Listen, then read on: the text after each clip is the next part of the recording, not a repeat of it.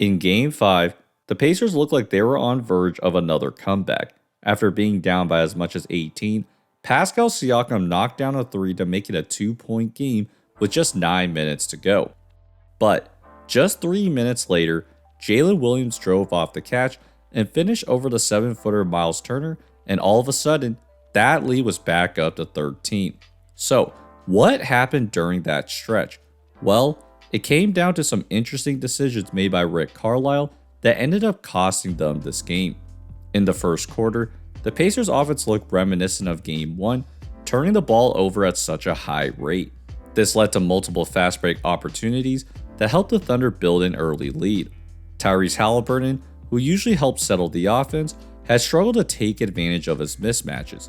He also added to the turnover troubles, slipping and losing control of the ball, and Caruso was able to make him pay with his nice finish over Turner. The Thunder forced 7 turnovers in that first quarter to take an early 10-point lead. Overall, Halliburton really struggled to attack the paint. With continuous pressure from the Thunder defense, he could not turn the corner, and everyone was moving east and west.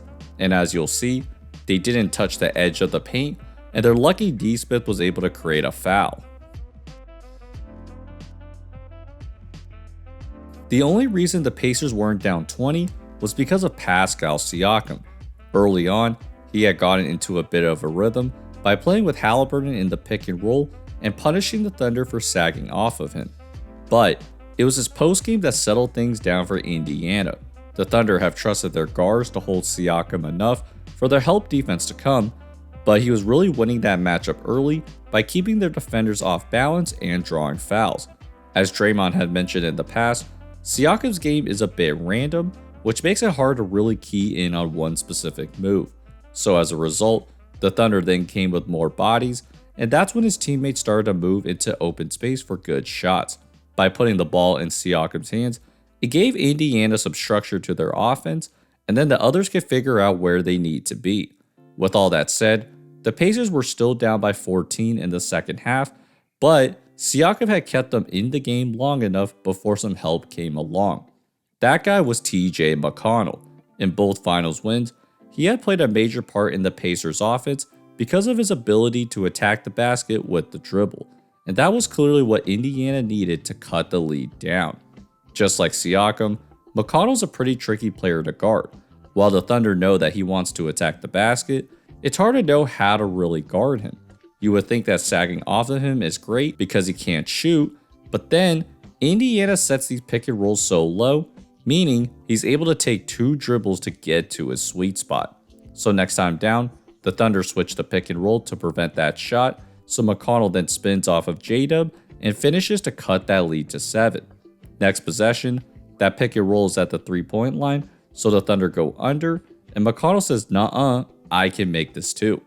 By having either Siakam or McConnell as the ball handler, the Pacers always had someone that could handle the constant ball pressure. Even if it didn't look like Indiana's traditional offense, the Thunder clearly did not have answers for either guy, and all of a sudden, that lead was down to 5.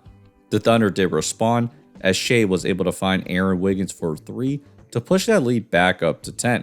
Understandably so, Carlisle called timeout to slow that momentum down, and after the timeout, that's when he took McConnell out of the game, but made sure that Siakam was in to continue handling the offense. And that worked to perfection. Instead of being in the post, Siakam handled the ball up top and attacked in space. Down 6, Siakam takes the ball up, and J-Dub's not sure where he's gonna go, so he's a bit late, and Siakam draws more free throws. Then things got real again when Siakam rebounded the miss, and then is able to knock down a 3 to make it a 2-point game. Again, the Thunder do respond as Shea drives in and brings multiple Pacers over, which leaves J-Dub open on the wing. On the other end, Halliburton and Nembhard have a miscommunication, which leads to another turnover and easy bucket. And again, Rick Carlisle calls a quick timeout to stop the momentum, but that's when he took a major risk, one that I think ended up changing this game. Instead of bringing McConnell back in, Carlisle chose to keep him on the bench and also sat Siakam, the 2 players most responsible for getting the Pacers back into the game. Now that initially worked out fine, as Halliburton's able to get to the basket and get fouled, but even during dead ball opportunities, Carlisle seemed intent on making sure Siakam had gotten enough rest to come back down for the home stretch. There's two reasons though why this decision is a bit confusing. Yes, Siakam was playing really well, but Carlisle also knew that Halliburton was hurt. If you remember, he went to the locker room in the first half to get his right calf checked out and ended up coming back later in that game. Secondly, at the end of Game 4, the Pacers had also relied on Halliburton to create offense for the last few minutes, which ended up not working. And a lot of people were wondering if Siakam should have gotten a few touches. Now, hindsight is 2020, but if there was a night to give Siakam or McConnell the reins, it would be now. But that didn't end up happening, and things started to play out similarly to Game 4. Just like most of the night, everyone else besides McConnell and Siakam could not get into the paint. So in a really critical stretch, Nembhard and Halliburton took turns trying to attack, but ended up passing it right to the Thunder.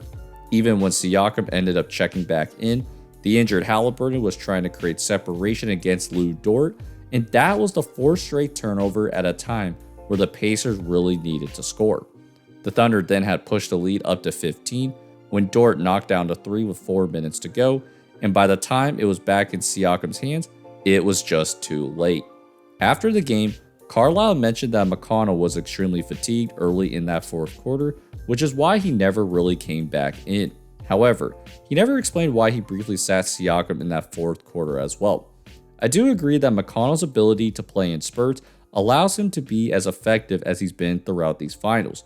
But in a time where Halliburton had not played well at all and shown that he was injured, it was important to at least have one of those guys, if not both, on the floor to keep pushing that momentum. Unfortunately, we'll never find out what would have happened in Game 5, but it may be something to think about for Game 6, figuring out how to manage both TJ and Siakam's minutes so that Indiana always has a good ball handler on the floor, as our season is now on the line. So, hope you guys enjoyed this video. If so, please like and subscribe. You can support me on these platforms, and I'll see you guys next time. Peace.